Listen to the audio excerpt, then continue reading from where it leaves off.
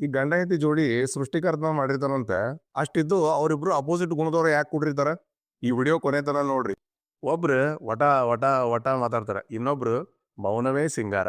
ಒಬ್ರಿಗೆ ಎಲ್ಲಿಲ್ಲಾರ್ದ ಸಿಟ್ಟು, ಇನ್ನೊಬ್ರು ಸಮಾಧಾನದ ಸಾಕಾರ ಮೂರ್ತಿ.